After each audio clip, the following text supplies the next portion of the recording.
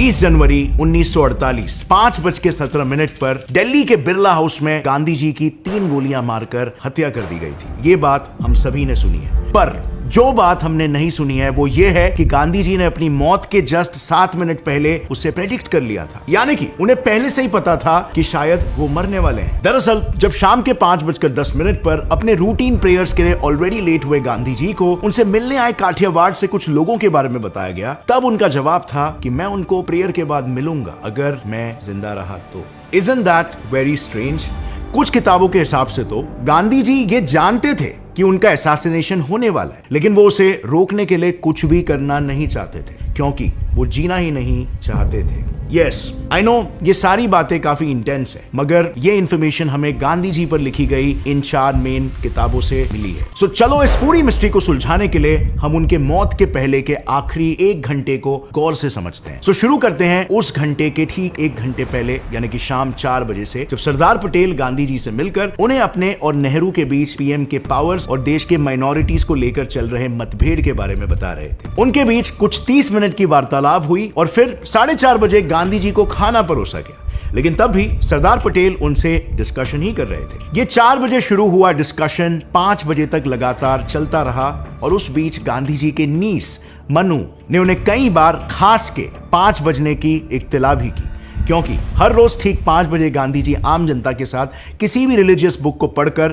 Prayer करते थे और उस दिन हमेशा पंक्चुअल रहने वाले गांधी जी लेट हो गए थे और इसीलिए मनु ने आखिर में 5:05 पर गांधी जी को दूर से ही अपनी रिस्ट वॉच के तरफ इशारा करके मैसेज दिया कि काफी ज्यादा लेट हो चुका है, सभी लोग प्रेयर के लिए आपका इंतजार कर रहे हैं। अब ये इशारा मिलते ही गांधी जी तुरंत मीटिंग से उठ गए और उन्होंने मनु से कहा कि नर्स अगर पेशेंट को सही वक्त पर दवा नहीं देगी तो पेशेंट मर सकता है। गांधी जी का यह स्टेटमेंट भी काफी इंपॉर्टेंट है, क्योंकि गांधी जी का यह बोलने का मतलब था कि मनु उनकी नीस उन्हें रोज 5 बजे उनकी दवाई यानी कि टाइम पे प्रेयर करने का याद दिलाती थी, जो अगर वो टाइम पे ना ले तो वो मर जाएंगे। एंड स्ट्रेंजली या कोइंसिडेंटली हुआ भी कुछ ऐसा ही, बट चलो ये इत्तेफाक हो सकता है। लेकिन प्रेयर के लिए निकलते वक्त कुछ और लोग भी उनके साथ मीटिंग करने काठियावाड़ से आए थे, जिनके बारे में भी मनु ने गांधी जी को इत्तला किया था, लेकिन इस पर भी उनका जवाब था कि मैं उनको अपने प्रेयर के बाद ही मिलूंगा,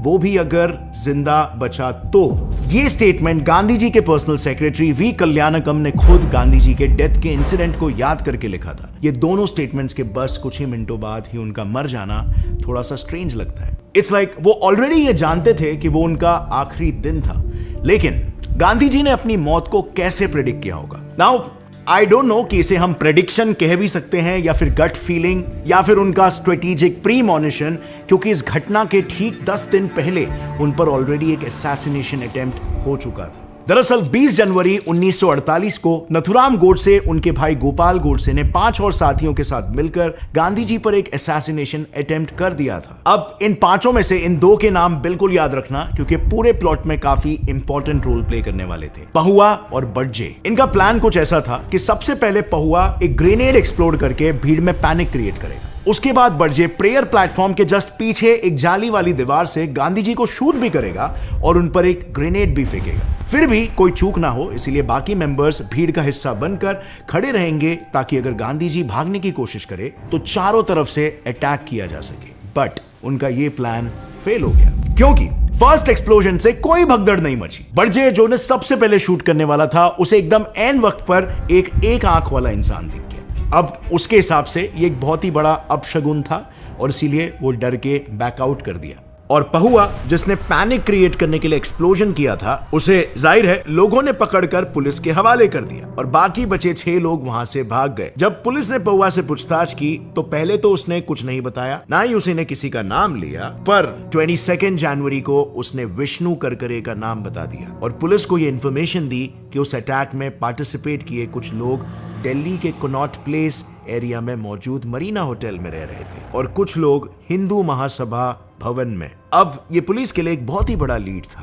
पहुआ के स्टेटमेंट पर पुलिस मरीना होटल तो गई और उन्हें उस होटल के अटेंडेंट से उन असैसिनेटर्स के हुलिया का भी एक अच्छा खासा अंदाजा मिल गया, लेकिन अफसोस इतने क्लोज होने के बावजूद भी पुलिस उन पर कोई एक्शन नहीं ले पाई। अब पहुआ के अरेस्ट होने की खबर सुनते ही उसके करीबी दोस्त जो मुंबई के एक प्रोफेसर थे जगदीश चंद्र जैन, वो काफी शॉक हो गए, क्योंकि कुछ टाइम पहले ही पहुआ ने उन्हें एक बार बातों बातों में कैजुअली गांधी जी का असैसिनेशन करने की बात की थी। ये इंसिडेंट बताने के लिए तभी प्रोफेसर जैन ने तुरंत इंडिया के होम मिनिस्टर सरदार पटेल को कॉल भी लगाया था, बट वो बिजी होने के कारण कॉल नहीं उठा पाए थे। उसके बाद जैन तब के बॉम्बे प्रोविंस के होम मिनिस्टर मोरारजी देसाई के पास भी गए, लेकिन इस आर्टिकल में ऐसा मेंशन्ड है कि इस खबर से असैसिनेटर्स पर एक्शंस लेने की बजाय उन्होंने जैन को ही बोल के धमकाया कि आखिर तुम्हें इस बात की इतनी जानकारी कैसे है, कहीं इस असैसिनेशन अटेम्प्ट में पहुआ के साथ तुम भी शामिल तो नहीं। अब अगर ये किताब में सही लिखा है और वाकई में ऐसा हुआ भी, तो शायद अगर इस इंफॉर्मेशन पर लीडर्स और पुलिस एक्टिवली एक्ट करते समय रहते तो गांधी जी के असैसिनेशन को रोका जा सकता था। लेकिन अनफॉर्चुनेटली सिचुएशंस ऐसे बने कि एक्शन नहीं ले पाया गया और पहले असैसिनेशन अटेम्प्ट के 6 दिनों बाद यानी कि 26 जनवरी 1948 को गोडसे और उनके साथियों ने ठाणे में वापस सेकेंड असैसिनेशन करने का प्लान बनाया, लेकिन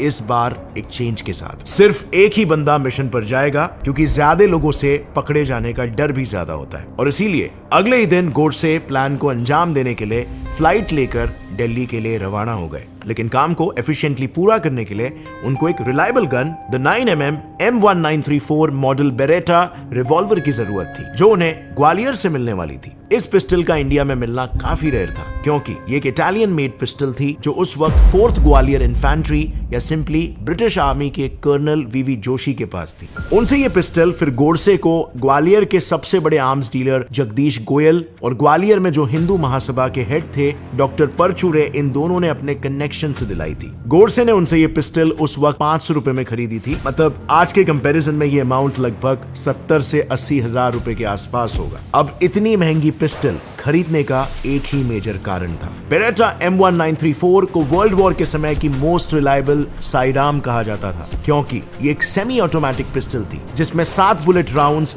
बिना रुके एक साथ फायर किए जा सकते थे, यानी बुलेट से चूकना ऑलमोस्ट इम्पॉसिबल था। पर इसके बावजूद भी गांधी जी की मौत टाली जा सकती थी अगर खुद गांधी जी ये चाहते होते तो। मैं ऐसा इसीलिए कह रहा हूं क्योंकि अगेन उनके पर्सनल सेक्रेटरी ने ये बात खुद बताई है कि गांधी जी ने पहले असैसिनेशन अटेम्प्ट के बाद भी अपनी सिक्योरिटी को बढ़ाने से साफ मना कर दिया और कहा था जो भी आजादी के लिए सिक्योरिटी रखते हैं उनको जीने का कोई हक नहीं है। अब उन्होंने ऐसा क्यों कहा था, इस पर कोई एक्सपर्ट्स कहते हैं कि गांधी जी इंडिया पाकिस्तान के पार्टीशन को लेकर बहुत ज्यादा दुखी थे और इसीलिए खुद ही जीना नहीं चाहते थे। इनफैक्ट ये बात उनके कई वाक्यों से साफ झलकती भी है, जैसे उन्होंने 2 अक्टूबर 1947 को कहा था, मैं हैरान और शर्मिंदा हूं कि मैं अब तक जिंदा हूं। 20 जनवरी को जब उनका पहला असैसिनेशन अटेम्प्ट हुआ था तब उन्होंने कहा था कि शायद असैसिन सही है और मैं गलत हूं। और फाइनल असैसिनेशन के दिन भी यानी कि 30 जनवरी 1948 को सुबह गांधी जी ने मनु से ये कहा था कि अगर मुझे गोली मारे और मरते वक्त मेरे मुंह से भगवान का नाम निकले तो ही मुझे महात्मा बुलाना। लेकिन फ्रेंड्स, यहाँ पर इंपॉर्टेंट सवाल यह आ जाता है कि क्या सिर्फ गांधी जी के मना करने से उनकी सिक्योरिटी को हटवा देना क्या ये सही बात थी? इसीलिए मना करने के बावजूद भी पटेल और नेहरू ने करीब 30 पुलिस ऑफिसर्स को बिरला हाउस के एरिया में डिप्लॉय कर रखा था, लेकिन अनफॉर्चुनेटली गांधी जी ने उन्हें भी किसी विजिटर को चेक करने से मना कर दिया था। सो सिक्योरिटी ने इसी ऑर्डर को फॉलो किया। उन्होंने एक बार भी टाइट सिक्योरिटी मेंटेन करने का ट्राई नहीं किया और इसीलिए नाथुराम गोडसे आसानी से गन लेकर अंदर जा पाए और ठीक 5 बजे से वो गांधी जी के आने का इंतजार करने लगे। प्लान एकदम सिंपल था, भीड़ में एकदम सामने खड़े रहो और गांधी जी के आते ही उन्हें शूट कर दो। पर इनिशियली यहाँ पर भी एक दिक्कत आ गई थी। सरदार पटेल से मीटिंग के कारण गांधी जी लेट हो गए थे। इससे गोडसे को ऐसा लगा कि शायद सबको इस असैसिनेशन अटेम्प्ट की भनक लग चुकी है, पर उन्होंने फिर भी इंतजार किया और जब 17 मिनट बाद गांधी जी प्रेयर प्लेटफॉर्म की ओर आते हुए दिखाई दिए तब उन्हें देखते ही शायद गोडसे खुद को रोक नहीं पाए और वो उनकी तरफ बढ़ने लगे। उन्होंने गांधी जी के पैर छूने की कोशिश की, जिसके लिए मनु ने उन्हें रोका भी, लेकिन मनु के ऐसा करते ही गोडसे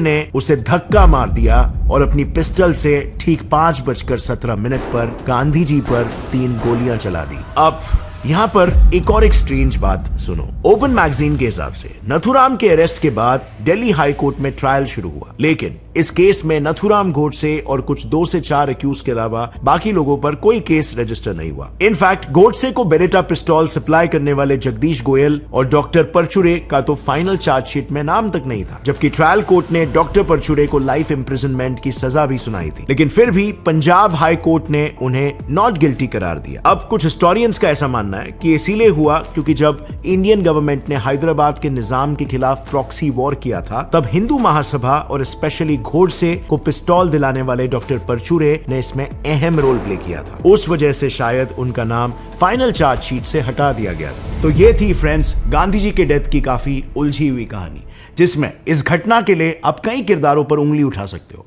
गांधी जी पर भी। लेकिन आपके हिसाब से किसकी गलती थी? क्योंकि ये इतिहास का एक काफी अनसुना कह सकते हैं ऐसा रहस्य है। So comment down below. लेकिन एक और एक सत्य है जो अभी तक हमें नहीं बताया गया, वो ये है कि 100 साल पहले ही हमारी आजादी हो चुकी होती। सो आखिर क्या वजह है कि हमारी आजादी को 100 साल और एक्सटेंड कर दिया गया? अगर आपको इसके बारे में जानना है तो आप इस वीडियो पे क्लिक कर सकते हो, मैंने डिटेल में एक्सप्लेन किया है। और अगर आप एक इंडियन हो तो आपको बिल्कुल देखना और सीखना चाहिए। और अगर फ्रेंड्स इस वीडियो से आपको कुछ भी नया सीखने मिला, एक लाइक जरूर ठोकना। गौरव ठाकुर चैनल को सब्सक्राइब कर लो और बेल नोटिफिकेशन दबा दो, क्योंकि ऐसे इंटरेस्टिंग और नॉलेजेबल वीडियोस आपको यहाँ पर देखने मिलेगा। And also follow me on Instagram, Gaurav G Thakur ID है मेरा। As always friends, stay curious, keep learning and keep growing. जय हिंद।